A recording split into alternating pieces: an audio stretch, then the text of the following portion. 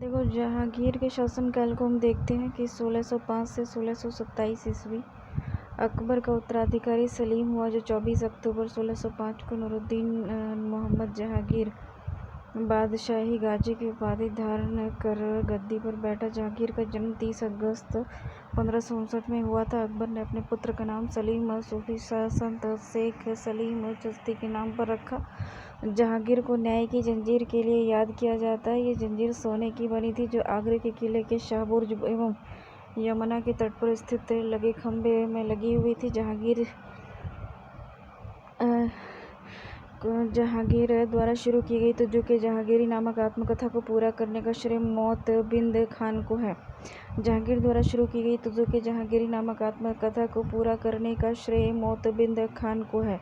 जहांगीर के सबसे बड़े पुत्र खुसरो ने 1606 में अपने पिता के विरुद्ध जहांगीर के सबसे बड़े पुत्र खुसरो ने 1606 में अपने पिता के विरुद्ध विद्रोह कर दिया। खुसरो और जहांगीर की सेना के बीच युद्ध जालंधर के निकट भैरावल नामक मैदान में हुआ। खुसरो को पकड़कर कैद में डाल दिया गया। खुसरो की सहायता देने के कारण जहांगीर ने सिखों के 5वें गुरु अर्जुन देव को फांसी दिलवा दी। खुसरो गुरु से गोइंदवाल में मिला था। अहमदनगर के वजीर मलिक अंबर के विरुद्ध सफलता से खुश होकर जहांगीर ने खुर्रम को शाहजहां की उपाधि प्रदान की। 1622 में गंधार मुगलों के हाथ से निकल गया। शाह अब्बास ने इस पर अधिकार कर लिया। नूरजहां ईरान निवासी मिर्जा गयास बेग की पुत्री नूरजहां का वास्तविक नाम मेहरुन्निसा था। और 1594 ईस्वी में नूरजहां का विवाह अली कुली बेग से संपन्न हुआ था। जहांगीर ने एक शेर मारने के कारण अली कुली बेग को शेर अफगान की उपाधि प्रदान की थी। 1607 ईस्वी में शेर अफगान की मृत्यु के बाद मेहरुन्निसा अकबर की विधवा 1607 ईस्वी में शेर अफगान की मृत्यु के बाद मेहरुन्निसा अकबर की विधवा सलीमा बेगम की सेवा में नियुक्त हुई। ठीक है। सर्वप्रथम जहांगीर ने नवरोज त्योहार के अवसर पर मेहरुन्निसा को देखा और उसके सौंदर्य पर मुग्ध होकर जहांगीर ने नवरोज त्योहार के अवसर पर मेहरुन्निसा को देखा और उसके सौंदर्य पर मुग्ध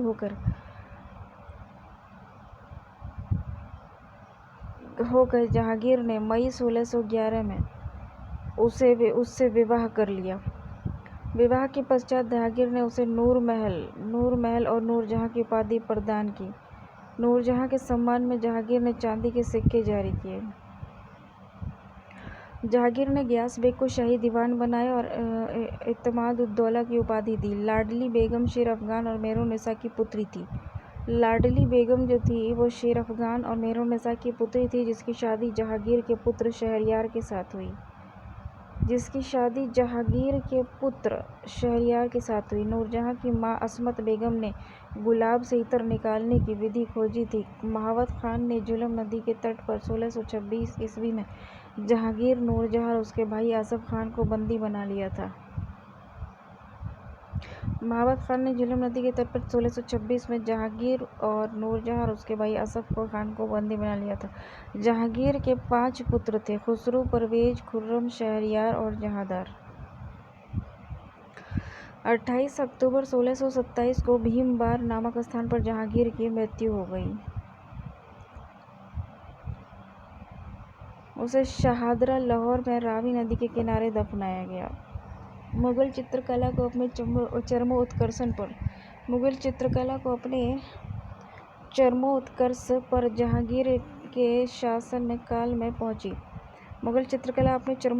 जहांगीर के शासनकाल में पहुंची। जहांगीर के दरबार के प्रमुख चित्रकार थे आगा रजा, अबुल हसन, मोहम्मद नासिर, मोहम्मद मुराद, उस्ताद मंसूर, किशनदास मनोहर एवं गोवर्धन फारूक बेग और दौलत। जहांगीर ने आगा रजा के नेतृत्व में आगरा में एक चित्रशाला की स्थापना करवाई थी।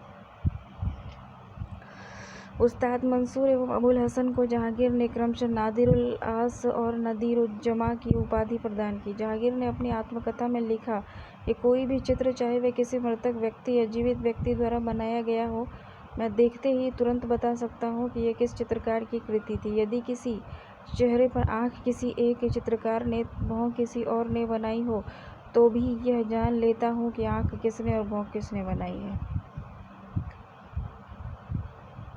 जहांगीर के समय को चित्रकला का स्वर्णकाल कहा जाता है।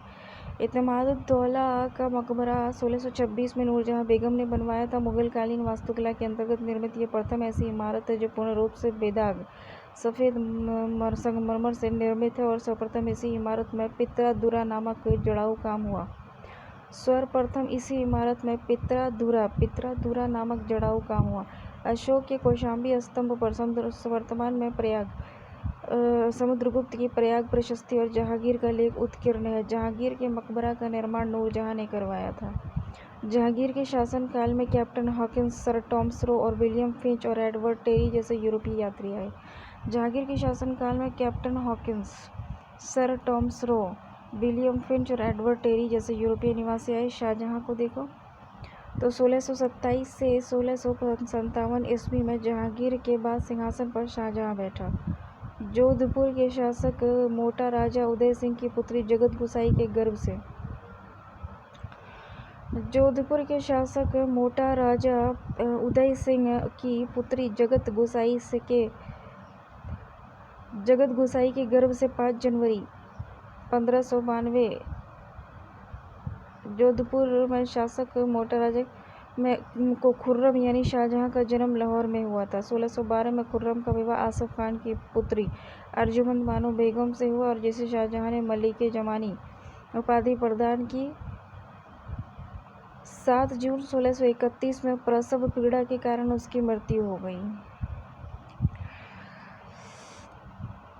4 फरवरी 1628 को शाहजहां आगरे में अबुल मुजफ्फर शहाबुद्दीन मोहम्मद साहिब की निशानी की उपाधि प्राप्त कर सिंहासन पर बैठा। शाहजहां ने आसफ खान को वजीर पद एवं महावत खान को खान खाना की उपाधि प्रदान की। उसने नूरजहां को 2 लाख रुपये प्रतिवर्ष की पेंशन देकर लाहौर जाने दिया, जहाँ 1645 में उसकी मृत्यु हो गई। अपनी बेगम मुमताज़ महल की याद में शाहजहां ने ताजमहल का निर्माण आगरे में उसकी कब्र के ऊपर करवाया। ताजमहल का निर्माण करने वाला मुख्य स्थापत्य कला का उस्ताद अहमद लाहौरी था। मयूर सिंहासन का निर्माण शाहजहां ने करवाया था और इसका मुख्य कलाकार बादल खान था। शाहजहां के शासनकाल को स्थापत्य कला का स्वर्ण युग कहा जाता है और शाहजहां द्वारा बनाई गई इस प्रमुख इमारत है दिल्ली का लाल किला, दीवाने आम, दीवाने खास, दिल्ली की जामा मस्जिद, आगरा मोती मस्जिद, ताजमहल आदि। शाहजहां ने 1638 में अपनी राजधानी को आगरा से दिल्ली लाने के लिए यमुना नदी के दाहिने तट पर शाहजहानाबाद की नींव रखी। आगरे की जामा मस्जिद का निर्माण शाहजहां की पुत्री जहाँ-आरा ने करवाया। शाहजहां के दरबार में प्रमुख चित्रकार मोहम्मद फ़कीर और मीर कासिम थे। शाहजहां ने संगीतज्ञ लाल खान और गुण समंदर की उपाधि दी थी। शाहजहां के पुत्रों में दारा शिकोह सर्वाधिक विद्वान था। उसने भागवत गीता, योग, विष्णु उपनिषद, रामायण का अनुवाद फारसी में करवाया। उसने सर-ए-अकबर महान रहस्य नाम से उपनिषद का अनुवाद करवाया। दारा शिकोह कादरी सिलसिले के मुल्ला शाह बदख्शी का शिष्य था। शाहजहां ने दिल्ली में एक कॉलेज का निर्माण एवं दारुल थका नामक कॉलेज की मरम्मत कराई। सितंबर 1657 में शाहजहां की गंभीर रूप से बीमार पड़ने और मृत्यु का अफवाह फैलने के कारण उसके पुत्रों के बीच उत्तराधिकार का युद्ध शुरू हुआ। उसमें शुजा बंगाल, मुराद गुजरात और औरंगजेब दक्कन में था। शाह शुजा बंगाल में था, ये पुत्र था शुजा बंगाल, मुराद गुजरात और औरंगजेब दक्कन में था। 15 अप्रैल 1658 में दारा और औरंगजेब के बीच धर्मट का युद्ध हुआ। इस युद्ध में दारा की पराजय हुई। सूरजगढ़ का युद्ध, सामूगढ़ का युद्ध 29 मई 1658 को दारा औरंगजेब के बीच हुआ। इस युद्ध में भी दारा की हार हुई। उत्तराधिकार का अंतिम युद्ध देवराई की पार्टी में हुआ।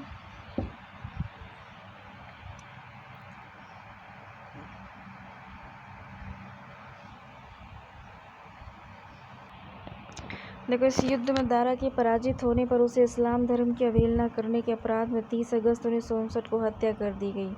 शाह बुलंद Iqbal king of Lofty Fortune के रूप में दारा शिकोह जाना जाता था। शाह बुलंद इकबाल के रूप में दारा शिकोह जाना जाता था, ठीक है ना।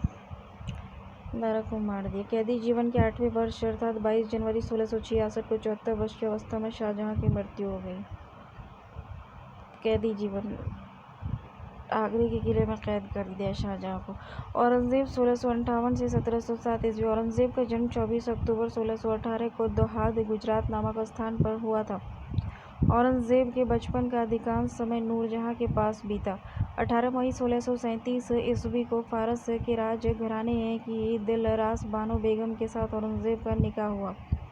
आगरा पर कब्जा कर जल्दबाजी में औरंगज़ेब ने अपना राज्याभिषेक अबुल मुज़फ़्फ़र मोहिउद्दीन मुज़फ़्फ़र औरंगज़ेब बहादुर आलमगीर की उपाधि से 31 जुलाई 1658 को करवाया। देवराई के युद्ध में सफल होने के बाद 15 मई 1659 को औरंगज़ेब ने दिल्ली में प्रवेश किया और शाहजहाँ के शानदार महल में 5 जून 1659 को दूसरी बार राज्याभिषेक करवाया। औरंगज़ेब के गुरु थे मीर मोहम्मद हकीम। औरंगज़ेब सुन्नी धर्म को मानता था। औरंगज़ेब सुन्नी धर्म को मानता था, उसे जिंदा पीर कहा जाता था। जयसिंह एवं शिवाजी के बीच पुरंदर की संधि 22 जून 1665 में संपन्न हुई। मई 1666 को आगरे के किले के दीवार आम में औरंगज़ेब के समक्ष शिवाजी उपस्थित हुआ। यहाँ शिवाजी को कैद कर जयपुर भवन में रखा गया। इस्लाम स्वीकार नहीं करने के कारण सिखों के नवे गुरु तेग बहादुर की हत्या औरंगज़ेब ने 1675 में दिल्ली में कराई थी। औरंगज़ेब ने 1679 में जजिया कर को पुनः लागू किया। औरंगज़ेब ने बीवी का मकबरा का निर्माण 1679 में औरंगाबाद महाराष्ट्र में करवाया। 1686 में ईस्वी में बीजापुर और 1697 ईस्वी में गोलकुंडा को औरंगज़ेब ने मुगल साम्राज्य में मिला लिया। मदन्ना और अकन्ना नामक ब्राह्मणों का संबंध गोलकुंडा और शासक अबुल हसन से था। औरंगज़ेब के समय हुए जाट विद्रोह का नेतृत्व गोलकुंडा एवं राजा राम ने किया था। 1670 ईस्वी में तिलपत की लड़ाई में जाट परास्त हुए। गोकुल को मौत के घाट उतार दिया गया। इसके बावजूद जाटों ने 1685 में राजा राम के नेतृत्व में पुनः विद्रोह किया। इन जाटों ने सिकंदरा के साथ अकबर के मकबरे को भी लूटा। भरतपुर राजवंश की नींव औरंगज़ेब के शासनकाल में जाट नेता और राजा राम के भतीजे चूड़ामन ने डाली। औरंगज़ेब के समय में हिंदू मनसबदारों की संख्या लगभग 337 थी, जो अन्य मुगल सम्राटों की तुलना में अधिक थी। औरंगज़ेब का पुत्र अकबर ने दुर्गादास के बहकावे में आकर अपने पिता के खिलाफ विद्रोह किया था। औरंगज़ेब ने कुरान को अपने शासन का आधार बनाया और उसने सिक्के पर कलमा खुदवाना, नवरोज का त्यौहार मनाना और भांग की खेती करना और गाजा बजाना और गाना बजाना और झरोखा दर्शन और तुलादान प्रथा, सोने और चांदी और अन्य वस्तुओं के तौलने की प्रथा और अकबर के ज़माने में प्रारंभ हुई थी आदि पर प्रतिबंध लगा दिया। औरंगज़ेब ने दरबार में संगीत पर पाबंदी लगा दी तथा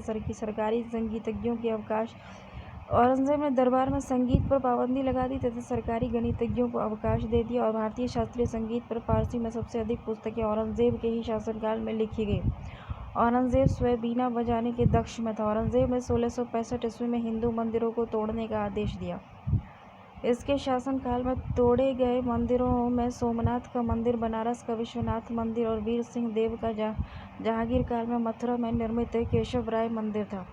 औरंगज़ेब की मृत्यु 20 फरवरी 1707 को हुई। उसे खुलदाबाद, जो अब रोज़ा कहलाता है, दफनाया गया। औरंगज़ेब के समय सूबों की संख्या 20 थी। औरंगज़ेब दारुल हर्ब को दारुल इस्लाम में परिवर्तित करने को अपना महत्वपूर्ण लक्ष्य मानता था। औरंगज़ेब के शासन काल में मुगल सेना में सर्वाधिक हिंदू सेनापति थे। मंत्री परिषद को वज़ारत कहा जाता था। जो इसमें क्या मुगल शासन व्यवस्था कैसी थी? मंत्री परिषद को वज़ारत कहा जाता था। बाबर के शासनकाल में वज़ीर पद काफ़ी महत्वपूर्ण था। सम्राट के बाद शासन कार्य को संचालित करने वाला सबसे महत्वपूर्ण अधिकारी वकील था, जिसके कर्तव्य को अकबर ने दीवान, मीर बख्शी, सदर और मीर समन में विभाजित कर दिया था। औरंगज़ेब के समय में असद खान ने सर्वाधिक 31 वर्षों तक दीवान के पद पर कार्य किया। मीर बख्शी द्वारा सरखत नाम के पत्र पर हस्ताक्षर के बाद ही सेना को हर महीने वेतन मिल पाता था। जब कभी सदर न्याय विभाग के प्रमुख का कार्य करता था, तब उसे काजी कहा जाता था। लगानहीन भूमि का निरीक्षण सदर करता था। मददेमाश सम्राट के घरेलू विभाग का प्रधान मीर समान कहलाता था। मुगल काल में प्रमुख अधिकारी क्या थे? सूबेदार थे। ये प्रांतों में प्रांत स्थापित करना और प्रांत कार्यकारिणी का प्रधान होता था। दीवान जो होता था, ये प्रांतीय राजसभा का प्रधान होता था, सीधे शाही दीवान के प्रति जवाबदेह होता था। बख्शी जो था, ये प्रांतीय सैन्य प्रधान था। फौजदार जो था, ये जिले का प्रधान फौजी अधिकारी था।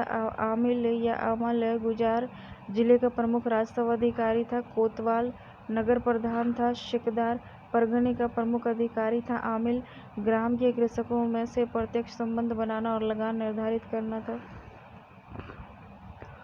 सूचना एवं गुप्तचर विभाग का प्रधान दरोगा ए डाक चौकी कहलाता था। शरीयत के प्रतिकूल कार्य करने वालों को रोकना, आम जनता के दुष्चरित्र से बचाने का कार्य मुहतसिब नामक अधिकारी करता था। प्रशासन की दृष्टि से मुगल साम्राज्य का बंटवारा सूबे में, सूबों का सरकार में और सरकार का परगना या महल में, और महाल का जिला और दस्तूर में और दस्तूर ग्राम में बटे थे। प्रशासन की सबसे छोटी इकाई ग्राम थी, जिसे मवादा या दीह कहते थे। मवादा के अंतर्गत छोटी छोटी बस्तियों को नागला कहा जाता था। शाहजहां के शासनकाल में सरकार एवं परगना के मध्य चक्का नाम की एक नई इकाई की स्थापना की गई थी। भूमि कर के विभाजन के आधार पर मुगल साम्राज्य की समस्त भूमि 3 वर्गों में विभाजित थी। खालसा भूमि प्रत्यक्ष रूप से बादशाह के नियंत्रण में, जागीर भूमि तनख्वाह के बदले ही दी जाने वाली भूमि थी। सयूरगल या मदद-ए-माश अनुदान में दी गई लगानहीन भूमि, इसे मिल्क भी कहा जाता था। शेरशाह द्वारा भूराजस्व हेतु अपनाई जाने वाली पद्धति राई का उपयोग अकबर ने भी किया था। अकबर के द्वारा करोड़ी नामक अधिकारी की नियुक्ति 1573 में की गई थी। उसे अपने क्षेत्र से 1 करोड़ दाम वसूलना करना होता था। 1580 में अकबर ने देहसाला नाम की नवीन कर प्रणाली शुरू की और इस व्यवस्था को टोडरमल बंदोबस्त भी कहा जाता है। इस व्यवस्था के अंतर्गत भूमि को 4 भागों में विभाजित किया गया था। पोलज इसमें नियमित रूप से खेती होती थी। वर्ष में 2 बार फसल प्रति इस भूमि पर 1 या 2 वर्ष के अंतराल पर खेती की जाती थी। चाचर इस पर 3 से 4 वर्ष के अंतराल पर खेती की जाती थी। बंजर ये खेती योग्य भूमि नहीं थी और इस पर लगान नहीं वसूला जाता था। 1570-71 में टोडरमल ने खालसा भूमि पर भूराजस्व की नवीन प्रणाली जब्ती प्रारंभ की। उसमें कर निर्धारण की 2 श्रेणी थी, एक को लाख व तखशील और दूसरे को तहसील कहते थे। औरंगजेब ने अपने शासनकाल में नस्क प्रणाली को अपनाया और भूराजस्व की राशि को उपज का आधार कर दिया। मुगल काल में कृषक 3 वर्गों में विभाजित थे। खुदकाश्त ये किसान उसी गाँव में भूमि पर खेती करते थे और यहाँ के वे निवासी थे। पाही काश्त ये दूसरे गांव जाकर कृषि कार्य करते थे। मुजारियन खुदाबख्श कृषकों से भूमि किराए पर लेकर कृषि कार्य करते थे। मुगल काल में रुपये की सर्वाधिक ढलाई औरंगजेब के समय में हुई। आना सिक्के का प्रचलन शाहजहां ने करवाया। जहांगीर ने अपने समय में सिक्के पर अपनी आकृति बनवाई, साथ ही उस पर अपना एवं नूरजहां का नाम अंकित करवाया। सबसे बड़ा सिक्का संसद सोना का था। स्वर्ण का सबसे प्रलक्षित सिक्का इलाही था। मुगलकालीन अर्थव्यवस्था का आधार चांदी का रुपया था। दैनिक लेन देन के लिए तांबे के दाम का प्रयोग होता था। 1 रुपये में 40 दाम होते थे। मुगल सेना 4 भागों में विभक्त थी, पैदल सेना, घुड़सवार सेना, तोपखाना और हाथी सेना थी। मुगलकालीन सैन्य व्यवस्था पूर्णतः मनसबदारी प्रथा पर आधारित थी। उसे अकबर ने प्रारंभ किया था। 10 से 500 तक मनसब प्राप्त करने वाले मनसबदार, 500 से 2500 तक मनसब प्राप्त करने वाले उमरा एवं 2500 से ऊपर तक मनसब प्राप्त करने वाले अमीर-ए-आज़म कहलाते थे। 10 से 500 तक मनसब प्राप्त करने वाले को मनसबदार, 500 से 2500 तक मनसब प्राप्त करने वाले को उमरा और 2500 से ऊपर तक मनसब प्राप्त करने वाले अमीर-ए-आज़म कहलाते थे। जात से व्यक्ति के वेतन और प्रतिष्ठा का ज्ञान होता था। सवार पद से घुड़सवार दस्तों की संख्या का ज्ञान होता था। जहांगीर ने सवार पद से 2 अस्पा और सिंह अस्पा की व्यवस्था की। सर्वप्रथम यह पद महावत खान को दिया गया। देखो, मुगलकालीन लगान वसूल करने की व्यवस्थाएं कौन कौन सी। गल्ला बख्शी थी, इसमें फसल का कुछ भाग सरकार द्वारा ले लिया जाता था। नसक हो गया। नसक इसमें खड़ी फसल के आधार पर लगान का अनुमान लगाकर फसल काटने पर उसे ले लिया जाता था। ये व्यवस्था बंगाल में थी। जब्ती प्रणाली थी, इसमें बोई गई फसल के आधार पर लगान का निश्चय किया जाता था और नकद लिया जाता था। देखो, मराठों का उत्कर्ष क्या था। मराठा साम्राज्य का संस्थापक शिवाजी था। मराठा साम्राज्य का संस्थापक शिवाजी था और शिवाजी का जन्म 6 अप्रैल 1627 को शिवनेर दुर्ग जुन्नर के समीप में हुआ था। शिवाजी के पिता का नाम शाहजी भोसले और माता का नाम जीजाबाई था। शाहजी भोसले की दूसरी पत्नी का नाम तुकाबाई मोहिते था।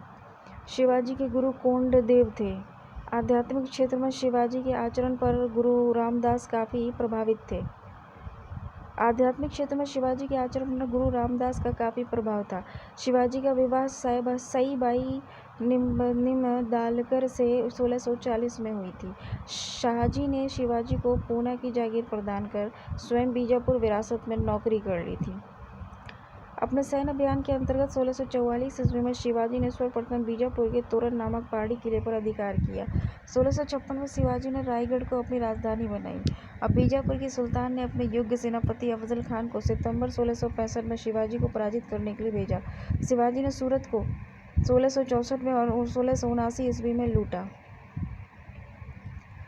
पुरंदर की संधि 1665 में महाराजा जयसिंह और शिवाजी के मध्य संपन्न हुई। 1672 में शिवाजी ने पहला पन्हाला दुर्ग को बीजापुर से छीना और 5 जून 1674 ईस्वी को शिवाजी ने रायगढ़ में वाराणसी के प्रसिद्ध विद्वान श्री गंगा भट्ट द्वारा अपना राज्याभिषेक करवाया। और मूल रूप से गंगा भट्ट महाराष्ट्र का एक सम्मानित ब्राह्मण था जो लंबे समय से वाराणसी में रह रहा था।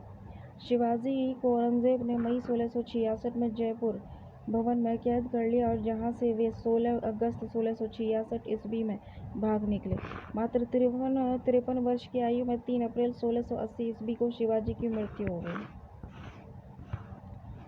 अब इसमें देखो क्या है कि महाराष्ट्र के प्रमुख संत कौन थे। ज्ञानदेव और ज्ञानेश्वर थे। 1271 से 1296 महाराष्ट्र में भक्ति आंदोलन के जनक, मराठी भाषा और साहित्य के संस्थापक थे। भागवत गीता पर भावार्थ दीपिका नामक बृहद टीका लिखी जो सामान्य रूप से ज्ञानेश्वरी के नाम से जाना जाता है। नामदेव 1270 से 1350 ईस्वी इनके आराध्य देव पांढरपुर के विठोबा और विट्ठल विष्णु के रूप में थे। विठोबा और विट्ठल की उपासना को बरकरी संप्रदाय के नाम से जाना जाता है जिसकी स्थापना नामदेव ने की थी। एक नाथ 1533 से 1599 इसमें रामायण पर भावार्थ रामायण नामक टीका लिखी गई। तुकाराम हो गया 1598 1685। इन्होंने भक्ति परक कविताएं लिखी। इसमें अभंग कहा जाता है। ये अभंग भक्ति परक काव्य के ज्योतिपुंज हैं। रामदास 1608 से 1681 महाराष्ट्र के अंतिम महान संत कवि थे। दशबोध इनकी रचनाओं और उपदेशों का संकलन था। शिवाजी के मंत्रिमंडल को अष्टप्रधान कहा जाता था। अष्टप्रधान में पेशवा का पद सर्वाधिक महत्वपूर्ण एवं सम्मान का होता था। अष्टप्रधान में निम्न पद थे, जैसे पेशवा प्रधानमंत्री को कहा जाता था, राज्य का प्रशासन और अर्थव्यवस्था की देखरेख करता था। सरी-ए-नौबत सेनापति और सैन्य प्रधान को सरी-ए-नौबत कहा जाता था। अमात्य को कहा जाता आय व्यय का लेखा जोखा करने वाला। राजस्व मंत्री अमात्य बकियानबीस सूचना गुप्तचर और संग्रह विग्रह का उपाध्यक्ष होता था। चिटनिस जो है राजकीय पत्रों को पढ़कर उसकी भाषा शैली को देखता था। सुमंत विदेशी मंत्री था। पंडित राव धार्मिक कार्यों के लिए तिथि का निर्धारण करता था। न्यायाधीश न्याय विभाग का प्रधान था। शिवाजी ने दरबार में मराठी को भाषा के रूप में प्रयोग किया। शिवाजी की सेना 3 महत्वपूर्ण भागों में विभक्त थी।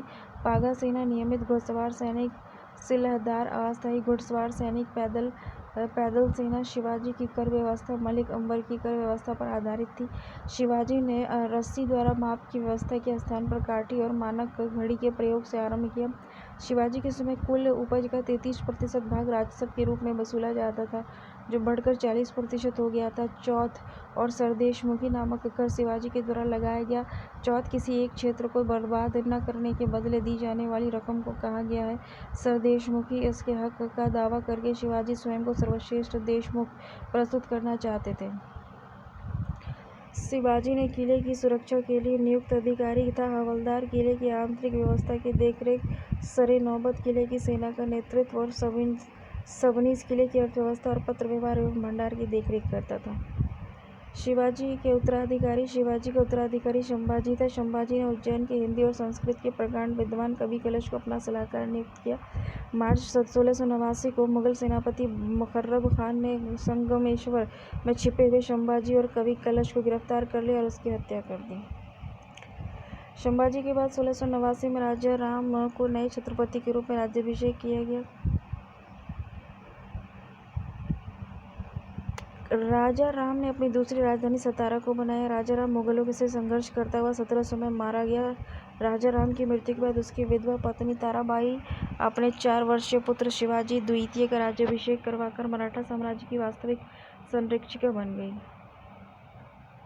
1707 ईस्वी में औरंगजेब की मृत्यु के बाद संभाजी के पुत्र शाहू औरंगजेब के कब्जे में था और भोपाल के निकट मुगल शिविरों में वापस महाराष्ट्र आया था। साहू और ताराबाई के बीच 1707 में खेड़ा का युद्ध हुआ, जिसमें साहू विजयी हुआ। साहू ने 22 जनवरी 1708 को सतारा में अपना राज्याभिषेक करवाया।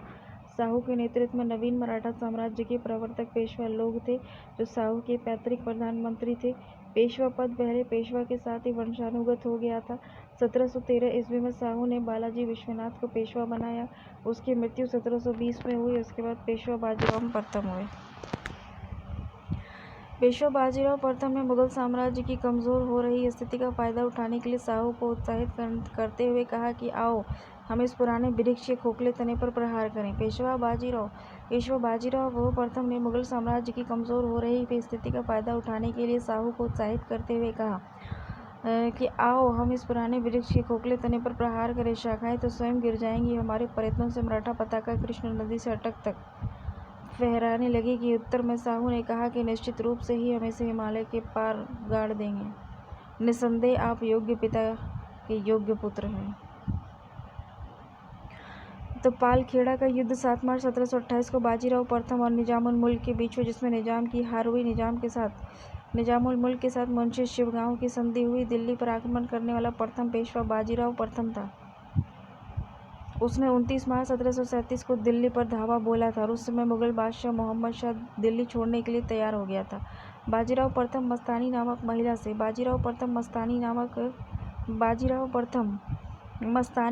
महिला से संबंध होने के कारण चर्चित रहा। बाजीराव प्रथम जो था वो मस्तानी नामक महिला से संबंध होने के कारण चर्चित था। बाजीराव पेशवा 1740 ईस्वी में बाजीराव प्रथम की मृत्यु हो गई। बाजीराव प्रथम की मृत्यु के बाद बालाजी बाजीराव 1740 में पेशवा बना।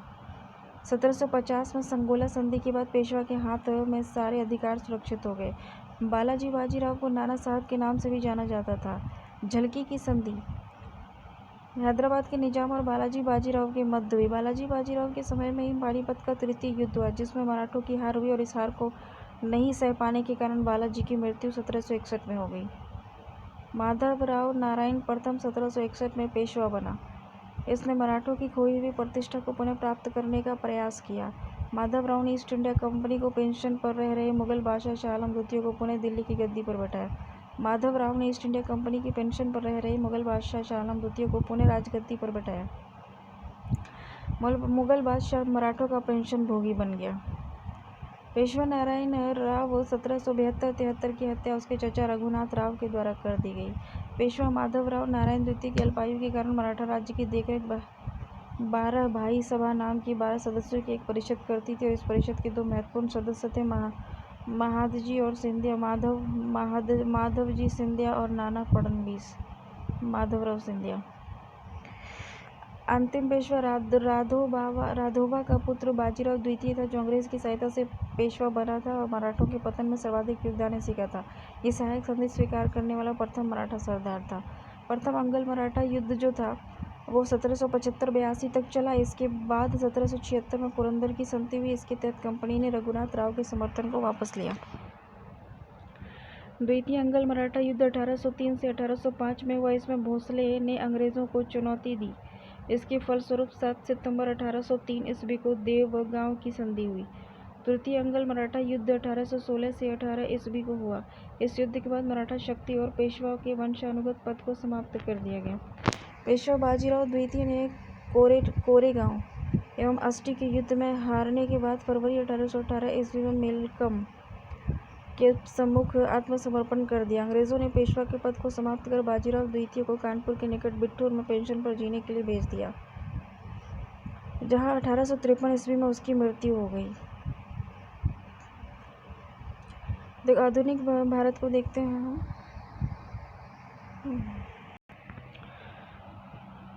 उत्तरकालीन मुगल सम्राट देखो। उत्तराधिकारी युद्ध में गुरु गोविंद सिंह ने बहादुर शाह का साथ दिया।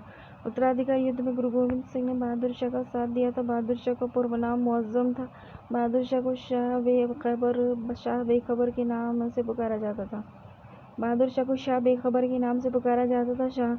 जहांदार शाह अपने शासन में लाल कुमारी नाम की वेश्या को हस्तक्षेप करने का आदेश दे रखा था।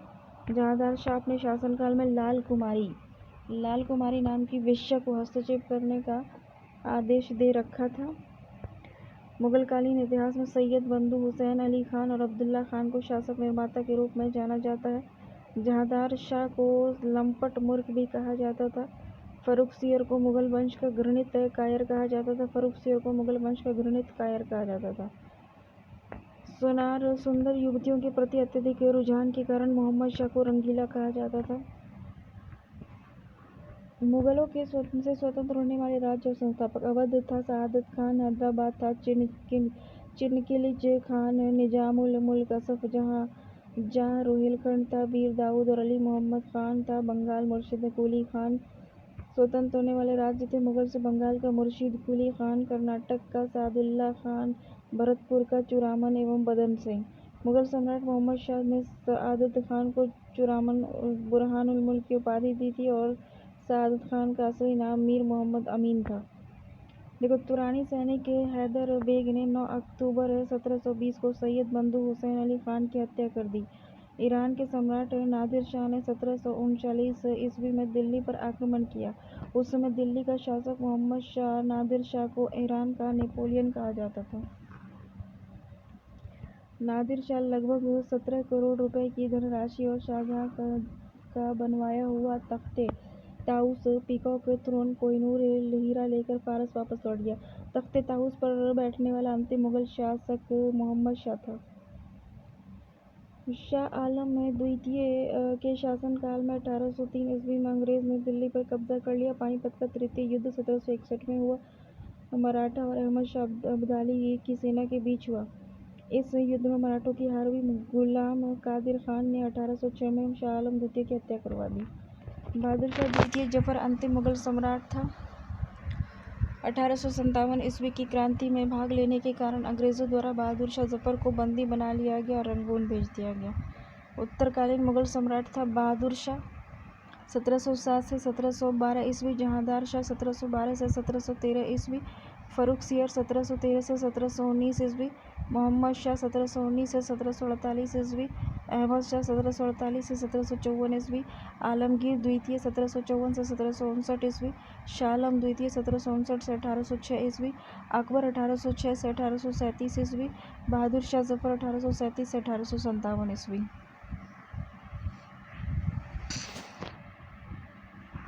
अहमद शाह अब्दाली का वास्तविक नाम अहमद खान था, ठीक है ना।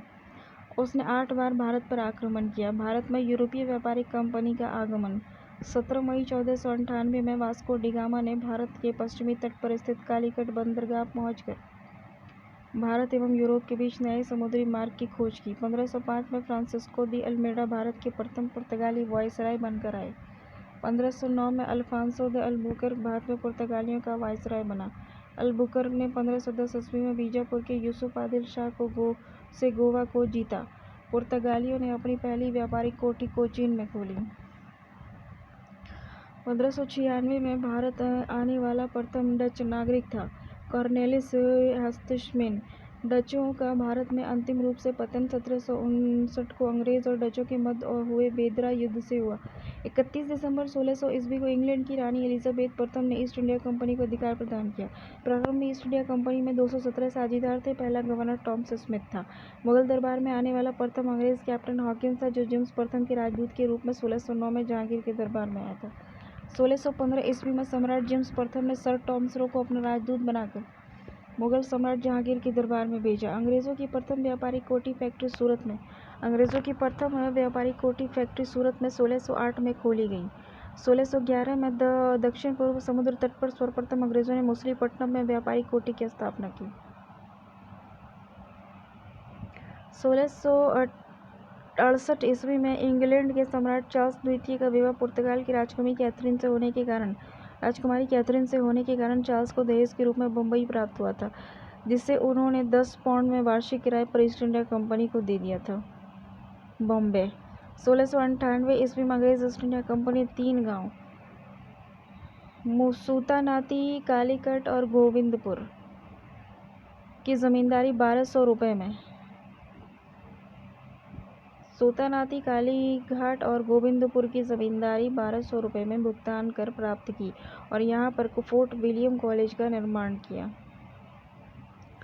कालांतर में यही कलकत्ता नगर कहलाया, जिसकी नींव जॉर्ज चरनाथ जॉब चार्नक ने रखी।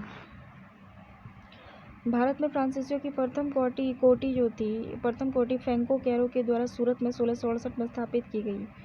1674 ईस्वी में फ्रांसिस मार्टी ने पौंडीचेरी की स्थापना की। प्रथम कर्नाटक युद्ध 1746-48 में ऑस्ट्रिया के उत्तराधिकार युद्ध से प्रभावित था।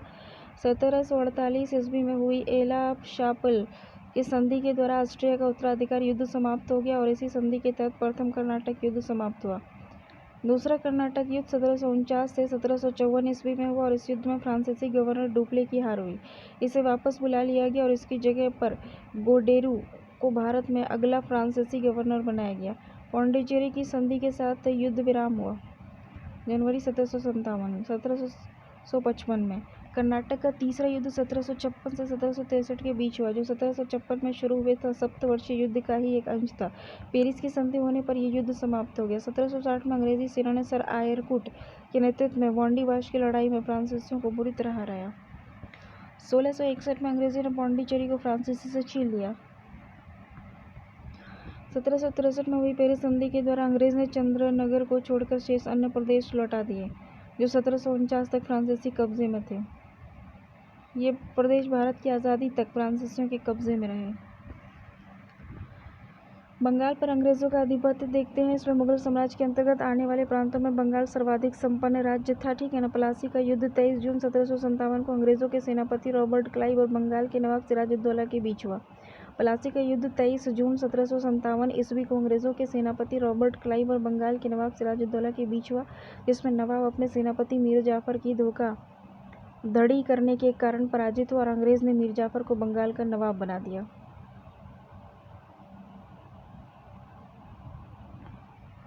क्लाइव के हाथों कठपुतली नवाब मीर जाफर को अंग्रेजों ने 1760 में हटाकर उसके दामाद मीर कासिम को बंगाल का नवाब बनाया। मीर कासिम ने अपनी राजधानी को मुर्शिदाबाद से मुंगेर हस्तांतरित कर ली। बक्सर का युद्ध 1764 में अंग्रेज और मीर कासिम और अवध के नवाब शुजाउद्दौला और मुगल सम्राट शाह आलम द्वितीय के बीच हुआ। इस युद्ध में भी अंग्रेज विजयी हुआ और इस युद्ध में अंग्रेज सेनापति हेक्टर मुनरो था। बक्सर के युद्ध के बाद एक बार फिर मीर कासिम की जगह मीर जाफर को नवाब बना दिया गया। 5 जनवरी 1765 में मीर जाफर की मृत्यु हो गई। बंगाल का नवाब मुर्शीद कुली खान 1713 से 1727 ईस्वी, शुजाउद्दीन 1727 से 1739 ईस्वी, सरफराज खान 1739 से 1740 ईस्वी, अलीवर्दी खान 1740 से 1756 ईस्वी, सिराजुद्दौला 1756 से 1757 ईस्वी, मीर जाफर 1757 से 1760 ईस्वी, मीर कासिम 1760 से 1763 ईस्वी, मीर जाफर 1763 से 1765 ईस्वी, निजामुद्दौला 1765 से 1766 ईस्वी, सैफुद्दौला 1766 से 1770 ईस्वी और मुबारकुद्दौला 1770 से 1775 ईस्वी। बख्तर के युद्ध के बाद एक बार फिर मीर कासिम की जगह मीर जाफर को नवाब बना दिया गया और 5 जनवरी 1765 में मीर जाफर की मृत्यु हो गई। अंग्रेज़ों के मैसूर से संबंध। अंग्रेज़ों के मैसूर से संबंध क्या है? 1761 ईस्वी में हैदर अली मैसूर का शासक बना। हैदर अली की मृत्यु 1782 में द्वितीय अंगल मैसूर युद्ध के दौरान हो गई। हैदर अली का उत्तराधिकारी उसका पुत्र टीपू सुल्तान हुआ। 1787 ईस्वी में टीपू ने अपनी राजधानी श्रीरंगपट्टनम में बादशाह की उपाधि धारण की। टीपू ने अपनी राजधानी श्रीरंगपट्टनम में स्वतंत्रता का वृक्ष लगवाया और साथ ही जैकोबिन क्लब का सदस्य बना। टीपू की मृत्यु चतुर्थ अंगल मैसूर युद्ध के दौरान 1799 में हो गई। 1760 ईस्वी में वांडीवाश का युद्ध हुआ, जिसमें अंग्रेजों ने सर आइकुट के नेतृत्व में लाली के नेतृत्व में वाली फ्रांसीसी को पराजित किया। प्रमुख युद्ध कौन कौन से हुए थे? देखो, प्रथम अंगल मैसूर युद्ध जो था वो 1767 से 59 के बीच हुआ। द्वितीय अंगल मैसूर युद्ध जो था वो 1780 से 1784 में वॉरेन हेस्टिंग के नेतृत्व में हुआ। उस टाइम उसका गवर्नर जनरल था। तृतीय अंगल मैसूर युद्ध 1790 से 92 में कर्नवालिस के समय में हुआ। चतुर्थ अंगल मैसूर युद्ध 1799 से लॉर्ड वेलेस्ली के समय में हुआ। प्रथम अंगल मैसूर युद्ध जो हुआ मद्रास की संधि हुई 1759 में। द्वितीय अंगल मैसूर युद्ध जो हुआ बंगलोर की संधि हुई 1784 में। और तृतीय अंगल मैसूर युद्ध जो हुआ इसमें श्रीरंगपट्टनम की संधि हुई 1792 में।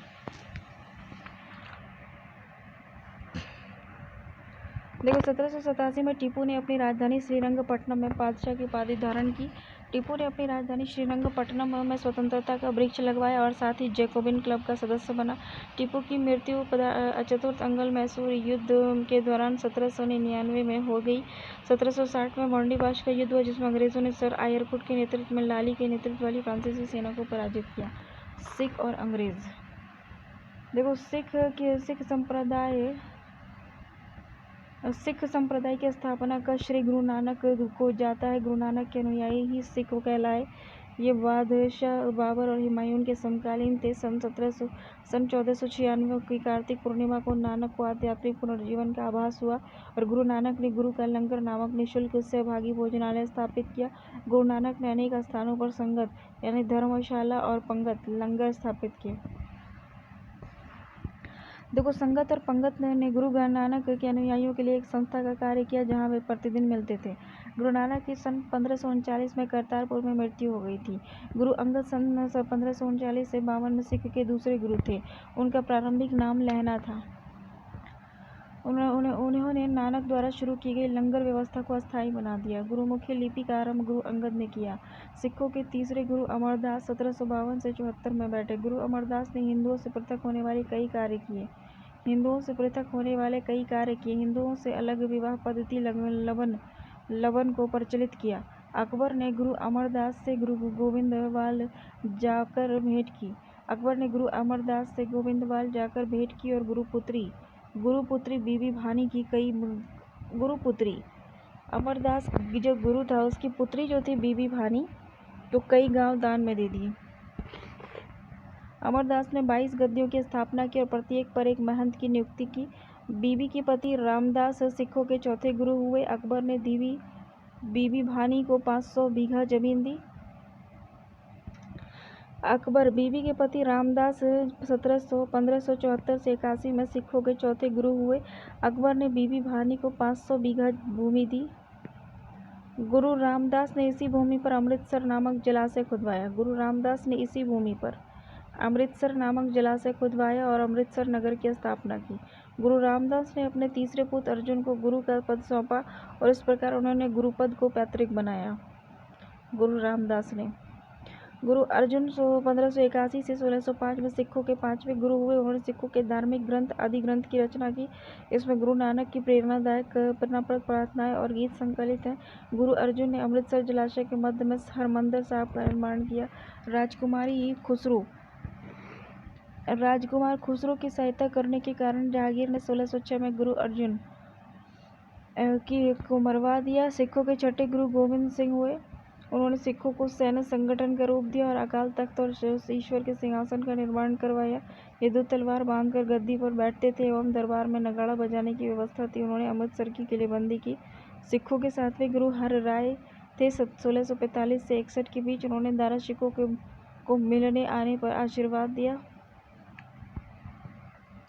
सिखों के 8वें गुरु हरिकिशन हुए 1661 से 64 के बीच। इनकी मृत्यु चेचक से हो गई। इन्हें दिल्ली जाकर गुरुपद के बारे में औरंगजेब को समझाना पड़ा था। सिखों के 9वें गुरु तेग बहादुर हुए 1764 से 75। इस्लाम स्वीकार नहीं करने के कारण औरंगजेब ने उन्हें वर्तमान शीशागंज और गुरुद्वारा के निकट मरवा दिया। सिखों के 10वें और अंतिम गुरु गोविंद सिंह 1675 से 1608 ईस्वी में हुए। इनका जन्म 1666 में पटना में हुआ था। गुरु गोविंद सिंह अपने को सच्चा पातशाह कहता था।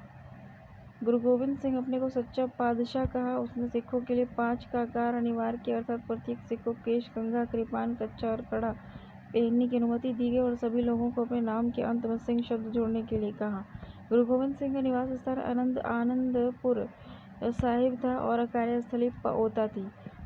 ठीक है ना। इनके 2 पुत्र थे, फतेह सिंह और जोरावर सिंह, को सरहिंद के मुगल फौजदार वजीर खान ने दीवार में चुनवा दिया था। 1699 में बैसाखी के दिन गुरु गोविंद सिंह ने खालसा पंथ की स्थापना की। पाहुल प्रणाली की शुरुआत गुरु गोविंद सिंह ने की थी। गुरु गोविंद सिंह ने सिखों के धार्मिक अधिग्रंथ को वर्तमान रूप दिया और कहा कि अब गुरुवाणी सिख संप्रदाय के गुरु का कार्य करेगी। गुरु गोविंद सिंह की हत्या 1760 में नांदेड़ नामक स्थान पर गुल खान नामक पठान ने कर दी थी। बांदा बहादुर। इनका जन्म 1670 ईस्वी में पुंछ जिले के रजौरी गांव में हुआ था। इसके बचपन का नाम लक्ष्मण दास था। इसके पिता रामदेव भरद्वाज राजपूत थे। बंदा का उद्देश्य पंजाब में एक सिख राज्य स्थापित करने का था। इसके लिए उन्होंने लोहगढ़ को राजधानी बनाई। उन्होंने गुरु नानक और गुरु गोविंद सिंह के नाम से सिक्के चलवाए। बंदा ने सरहिंद के मुगल फौजदार वजीर खान की हत्या कर दी। मुगल बादशाह फर्रुखशेर के आदेश पर 1716 में बंदा सिंह को गुरु दासपुर नामक स्थान पर पकड़कर मौत के घाट उतार दिया गया था। शाहदरा कत्लगढ़ी के नाम से विख्यात है, जहां बंदा ने हजारों मुगल सैनिक को मौत के घाट उतार दिया था। शाहदरा कत्लगढ़ी के नाम से विख्यात है, जहां बंदा ने हजारों मुगल सैनिकों को मौत के घाट। बंदा की मृत्यु के बाद सिख कई छोटे छोटे टुकड़ों में बंट गए थे। 1748 में नवाब कपूर सिंह की पहल पर सभी सिख टुकड़ियों का दल खालसा में विलय हुआ। दल खालसा को जस सिंह और अहलूवालिया के नेतृत्व में रखा गया था, जिसे बाद में 12 दलों में विभाजित किया गया और इसे मिसल कहा गया। मिसल अरबी भाषा का शब्द है जिसका अर्थ है समान होना। रणजीत सिंह का जन्म गुजरावाला में 2 नवंबर 1780 को सुरकुचिया मिसाल के मुखिया महासिंह के यहाँ हुआ था। उनके दादा चरत सिंह ने 12 मिसालों में चकिया और मिसाल को प्रमुख स्थान मिला था। 1798-99 में रणजीत सिंह लाहौर का शासक बना। ठीक है। 25 अप्रैल 1809 को चार्ल्स मेडकॉक और महाराजा रणजीत सिंह के बीच अमृतसर की संधि हुई। रणजीत सिंह का राज्य 4 सूबों में बटा था: पेशावर, कश्मीर, मुल्तान और लाहौर। महाराजा रणजीत सिंह का विदेशी मंत्री फकीर अजीजुद्दीन एवं मित्र मंत्री दीननाथ प्रथम और अंगल सिख युद्ध 1844-46 में एक द्वितीय अंगल सिख युद्ध 1849 में हुआ। अंग्रेजों एवं सिखों के मध्य संधि हुई थी। देखो, गवर्नर लाहौर की संधि हुई थी 9 मार्च 1846 में। भैरोबाल की संधि हुई थी 22 दिसंबर 1846 ईस्वी में। इस संधि के तहत राजा दिलीप सिंह के संरक्षण हेतु अंग्रेजी सेना का प्रयास पंजाब में मान लिया गया। 20 अगस्त 1847 ईस्वी को महारानी जिंदा को राजा दिलीप सिंह से अलग कर 48,000 रुपये धार्मिक पेंशन देकर शेखपुरा भेज दिया गया। द्वितीय अंगल सिख युद्ध के दौरान पहली लड़ाई चिलियानावाला में लड़ाई सिख नेता और सिंह और अंग्रेज कमांडर गफ के मध्य लड़ी गई। दूसरी लड़ाई गुजरात की चिनाब नदी के किनारे चार्ल्स नेपियर के नेतृत्व में अंग्रेजों ने 21 फरवरी 1849 ईस्वी को लड़ी और इस युद्ध में सिख बुरी तरह पराजित हुए। लॉर्ड डलहौजी की 29 मार्च 1849 ईस्वी की घोषणा के द्वारा संपूर्ण पंजाब का विलय अंग्रेजी राज्य के रूप में हो गया। महाराजा दिलीप सिंह को 50,000 पाउंड की आर्थिक पेंशन दे दी गई और उसे शिक्षा प्राप्त करने के लिए इंग्लैंड भेज दिया गया। सिख राज्य का प्रसिद्ध हीरा कोहिनूर महारानी विक्टोरिया को भेज दिया गया। कंपनी के अधीन गवर्नर जनरल